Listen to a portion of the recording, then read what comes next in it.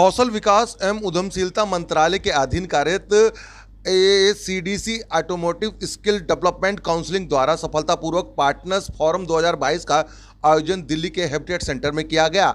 इस कार्यक्रम में बतौर मुख्य अतिथि MCD के सचिव राजेश अग्रवाल इस कार्यक्रम में मौजूद थे। साथ ही आपको बता दें, जबकि वरिष्ठ अतिथि के तौर पर राष्ट्रीय व्यावसायिक शिक्षा एवं प्रशिक्षण परिषद के chairman doctor Nirmal Jeet Singh, Kalsi national skill development corporation के चीफ ऑपरेटिंग ऑफिसर एवं कार्यकारिणी CEO वेदमणि तिवारी मौजूद रहे। इस कार्यक्रम में जिस तरीके से सड़क किनारे जो मैकेनिक हैं किस तरीके से काम करते हैं, उनका भविष्य क्या है, उसके बारे में बताया जा सके। साथ ही साथ आने वाले दिनों में जिस तरीके से जो इलेक्ट्रॉनिक व्हीकल आ रहे हैं उसमें किस तरीके से मैकेनिकों का कैरियर है उसके बारे में बताया जा सके, उसी को लेकर इस कार्यक्रम को रखा गया।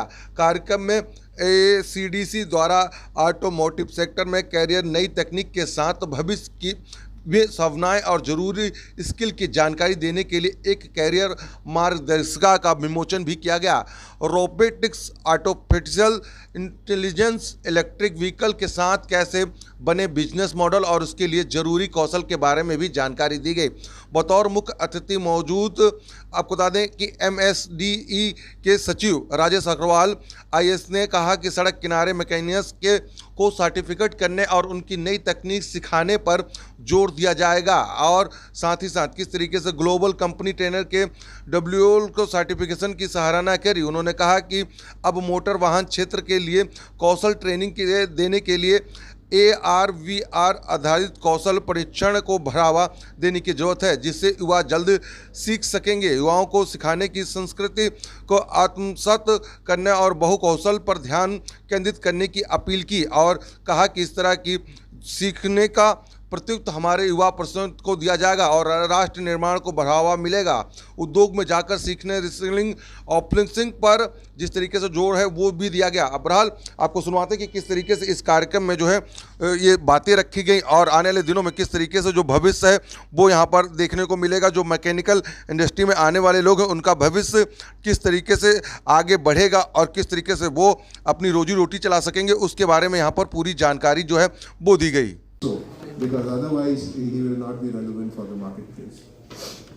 In terms of skill and training infrastructure, obviously we're looking at industry-based partnerships, working with industry associations. We've already, leading industry association in down south about strengthening training of trainers, partnering with local and state governments to align with their priorities, and also close coordination and partnership with equipment providers, many of whom are present in this room today. In that country is actually not willing to take up job roles like this. Indians have a huge opportunity. In our area, we started with EV and Industry 4.0, but there is a whole lot. To be smart, of course, goes without saying. We've already seen a lot of, because it's important for students to get used to the kind of equipments that they will be exposed to when they are in the industry. In terms of automotive industry is very cluster focused. We need to ensure that we identify the relevant cluster association and we work with them. So Belgaum casting, ensure that we make training relevant. Needs the biggest. You start with recruitment, then focus on getting the training done, and then of course deploying the same manpower. Apprenticeship has been a key priority for us because we strongly believe, and for this is to have a strong career guide, which we have as a microsite on our website. It's available in all. Have some idea about what are some of the options, etc., that one can go through. Mobilization partners, phygital assessments, including AI proctor.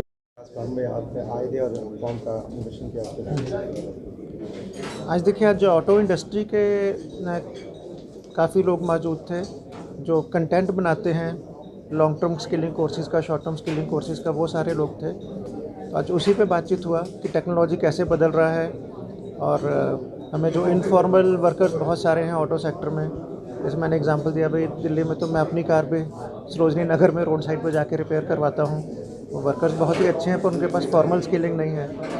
तो इस तरह के workers को भी upskill करना है और बाकी जो इंडस्ट्री को मैन्युफैक्चरिंग में, सर्विस सेक्टर में, वर्कशॉप्स में जो वर्कर्स चाहिए उसको स्किलिंग कैसे बेटर किया जाए, अप्रेंटिसशिप का बहुत महत्व है, उसको कैसे बढ़ाया जाए, इन सब चीज़ों पे दिन भर ये बात होती रहेगी। सर इसके बाद जो है जो जिस तरीके की जो नौकरी है लोगों को नहीं मिल पा रही है, जो बेरोजगार हो गए, उसके लिए इसके ट्रेनिंग के बाद क्या प्रावधान है इसमें? देखिए, दो चीज़ें हैं इसमें। एक तो जो फ्रेश बच्चे हैं कि उनको इस तरह की ट्रेनिंग देके उनको नौकरी पाने में काफ़ी आसानी हो जाती है, और ऑटो सेक्टर तो ऐसा है कि छोटे छोटे यूनिट्स भी बहुत हैं, तो कई बच्चे ऐसी ट्रेनिंग लेके अपना खुद का कुछ धंधा चालू कर लेते हैं, तो एंटरप्रेन्योरशिप जो एलिमेंट है। दूसरा है, जैसे मैंने कहा, इनफॉर्मली वर्कर्स हैं, उनको प्रॉपर स्किल सर्टिफिकेट मिल जाए तो उनका काम थोड़ा बढ़ जाता है। जैसे अभी हीरो होंडा ने दिल्ली से जयपुर के बीच में जितने इनफॉर्मल से गैरेजेस थे उन सबको ट्रेनिंग देके अपना बोर्ड लगाया कि ट्रेंड बाय हीरो। तो अगर आप हीरो का व्हीकल लेके जा रहे हो दिल्ली जयपुर पे और आपकी गाड़ी को कुछ भी काम चाहिए, तो अगर आप बोर्ड देखोगे भी ट्रेंड बाय हीरो, तो आपको अच्छा लगेगा कि हाँ, यहाँ पे मैं काम करा सकता हूँ। तो इस तरह से कई सारी ट्रैक्स पे काम चल रहा है। अब देखा जाए तो जिस तरीके से सर व्हीकल जो है चेंज हो रहे हैं, इलेक्ट्रॉनिक व्हीकल आ रहे हैं, किस तरीके से इसको लेकर कैसे ट्रेनिंग देंगे? उसमें दोनों चीज़ों में, मैन्युफैक्चरिंग में भी और सर्विसिंग में भी। ईवी मैन्युफैक्चरिंग या असेंबली चालू हो रही है देश में, 2 व्हीलर्स पे काफ़ी काम हो रहा है, 4 व्हीलर्स पे भी हो रहा है, 3 व्हीलर्स भी काफ़ी एक्चुअली अब इलेक्ट्रिकल आ रहे हैं। तो वो पूरा इलेक्ट्रिकल वाला मैन्युफैक्चरिंग में ज़रूरत है लोगों की। फिर बैटरी स्वैपिंग स्टेशंस की ज़रूरत है, फिर आपको रिपेयर्स की ज़रूरत है। तो क्योंकि इसका रिपेयर्स थोड़ा अलग टाइप का हो जाता है इलेक्ट्रिक व्हीकल्स का, उसका काफ़ी अंदर का ढांचा काफ़ी अलग होता है दूसरे नॉर्मल व्हीकल से। तो इस तीनों चीज़ों में ही ज़रूरत है वर्कर्स की और ट्रेनिंग की। सर आज ये आत्मनिर्भर प्रोग्राम आपने किया, सर इसके बारे में बोला कि कभी राजेश अग्रवाल जी भी आए तो उनसे भी बात करिए उसके। ये हमारा एक एनुअल इवेंट हुआ करता है पार्टनर्स क्योंकि ASDC जैसे एक ऑर्गेनाइजेशन है, सेक्टर स्किल काउंसिल है, तो हम बहुत सारे पार्टनर्स के साथ मिलकर काम करते हैं।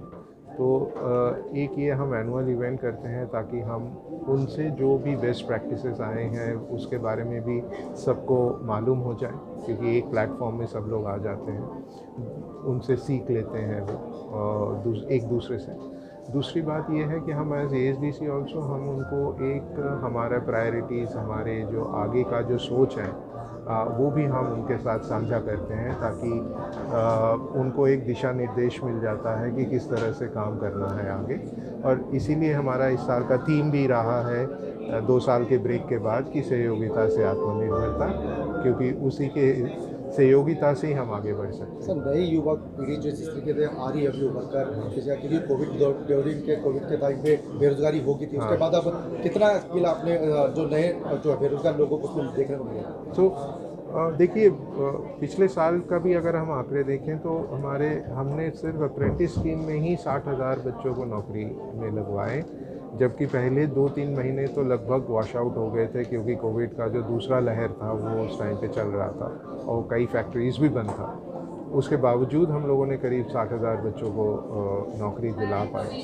इसके अलावा भी हम रेगुलर तौर पे यहाँ पे जो पूरे देश में हम लोग इसका एक जॉब फेयर, प्लेसमेंट कनेक्ट और एक काउंसलिंग सेशन, जो आगे नए युवा जो उनको पता नहीं है कि करना क्या है आगे, उनको भी एक दिशा निर्देश देने के लिए हम वो करते हैं। आज भी हम इस कार्यक्रम के दौरान भी एक किताब की उद्घाटन करेंगे लास्ट सेशन में डॉक्टर कलसी के द्वारा, जो करियर गाइड के नाम से है। उसी का एक हम संस्करण जो है हमारे वेबसाइट में भी रखा है, ताकि जिनको इस क्षेत्र के बारे में इतना पता नहीं है, जो दूर दराज गांव के हैं, उनके पास ये जानकारी होता नहीं है, तो वो कैसे इसे मालूम करेंगे कहाँ पे क्या प्रोग्राम सीख लेके क्या उसको बेनिफिट हो सकता है, वो देख सकते हैं। सर आज कंपनियों की बात है, कितनी कंपनियां जो है आज इसमें?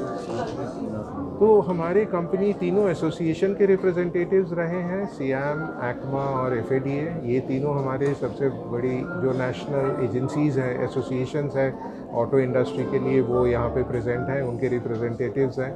इंडिविजुअल तौर पे करीब 10 से 15 जो दिल्ली बेस्ड है वो यहाँ पे फिज़िकली जुड़े हुए हैं। साथ में हमारा YouTube लाइव में भी हम आशा करते हैं कि और भी कई सारे कंपनी हमारे साथ जुड़ चुके हैं। किस तरीके से फ्यूचर देखते हैं जो ये ऑटोमेटिक? फ्यूचर यही है कि देखिए अब फ्यूचर में 2-3 चीज़ें तो हमें पता ही है कि अल्टरनेट एनर्जी जो है हमारा इलेक्ट्रिक व्हीकल वगैरह जो भी है उसके हिसाब से हमारी ट्रेनिंग उस दिशा में चल रही है। ऑटोमोटिव में इलेक्ट्रिक के एडॉप्शन जो आप देखेंगे 2 पहिया 3 पहियों में तो ऑलरेडी काफ़ी हो चुके हैं। आगे भी और टेक्नोलॉजीज़ आ रहा है, जैसे हाइड्रोजन फ्यूल की भी बात करी है सर ने और सेक्रेटरी सर ने, और फिर आपके इंडस्ट्री 4.0 एप्लीकेशन जो है फैक्ट्रीज़ के अंदर जिसमें ऑटोमेशन वगैरह होते हैं जिससे आप और मास स्केल में प्रोडक्शन कर सकते हैं, वो भी एक बहुत इम्पॉर्टेंट एरिया है और उसके बारे में भी हम इसमें आज चर्चा करेंगे। अभी तक कितने ट्रेनिंग सेंटर से अभी तक? ट्रेनिंग सेंटर हमारे लगभग 1000 के आसपास है और कई सेंटर अब और नया जुड़ रहा है हमारे साथ। इस साल में कोविड के दौरान हम लोग कोई नया एडिशन कर नहीं पाए थे क्योंकि आपको मालूम था कि ट्रेनिंग के टाइम पे वो बंद था स्किल ट्रेनिंग, बट हमारी कैपेसिटी लगभग 2 से 2.5 लाख शिक्षार्थियों को हर साल ट्रेनिंग और सर्टिफिकेशन करने की। Thank you. एक फर्म का आपने कार्यक्रम किया है आत्मनिर्भर बनाने के लिए, सर क्या है? देखिए, आज का जो मेन थीम है सहयोगिता से आत्मनिर्भरता, तो इसका मतलब है कि जो सहयोगिता, जो हमारे जितने भी स्टेक होल्डर्स हैं उन सब के बीच में जितना अच्छा कोलैबोरेशन होगा उतना अच्छा हम स्किल बिल्डिंग में काम कर पाएंगे।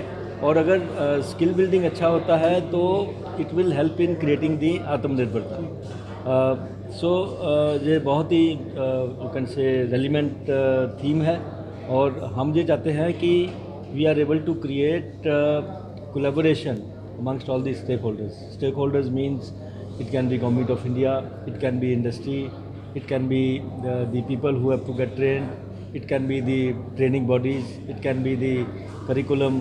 So all these stakeholders have to come on the same platform to understand the challenges and to work on them to create more and more skilling, and this is a step in that direction. युवाओं को किस तरीके से बढ़ावा मिलेगा इसमें? युवाओं को बढ़ावा इसीलिए मिलेगा कि उनका एम्प्लॉयबिलिटी जो है वो बेटर होता है। उनको जितना अगर स्किल्स के ऊपर उनको ट्रेनिंग मिलेगा, जितनी नई टेक्नोलॉजीज आ रही हैं, जैसे इलेक्ट्रिक टेक्नोलॉजी आ रही है, हमारे इमिशन नॉर्म्स में इंजन्स की टेक्नोलॉजी चेंज हो गई है, ज़्यादा से ज़्यादा इलेक्ट्रॉनिक्स गाड़ियों में आ रहा है, तो जितनी भी टेक्नोलॉजी नहीं आ रही है, अब जो एग्जिस्टिंग टेक्नीशियन हैं, जो एग्जिस्टिंग वर्कमैन हैं, उनको तो वो उसका पता नहीं है ना, तो उनको उसके ऊपर ट्रेन करना पड़ेगा, उनको उसके ऊपर सक्षम करना पड़ेगा। तो जब उनको हम सक्षम करते हैं तो फिर ही वो उस पर काम कर पाएंगे। तो इसका मतलब है कि ये जो हम उसके ऊपर काम करेंगे, उसमें यूथ जो भी हैं उनको नए टेक्नोलॉजी के ऊपर ट्रेनिंग मिलेगा, फिर उनका एम्प्लॉयबिलिटी बढ़ेगा, और एम्प्लॉयबिलिटी बढ़ने से ना सिर्फ उनका एडवांटेज है, इंडस्ट्री का भी एडवांटेज है कि उनको अच्छे ट्रेंड लोग मिलेंगे और इस पर काम कर पाएंगे। कस्टमर्स को भी एडवांटेज है कि वो लोग जो हमारे अगर वर्कशॉप्स में काम करेंगे तो उनको जो आफ्टर सेल्स की रिक्वायरमेंट है, बाद में अगर कोई व्हीकल जैसे ख़राब होता है मार्केट में, तो उसका रिपेयर करने के लिए भी आपको अच्छे ट्रेन टेक्नीशियन चाहिए। तो ये this is all basically required to create that sort of a competence in the entire system. Thank you sir.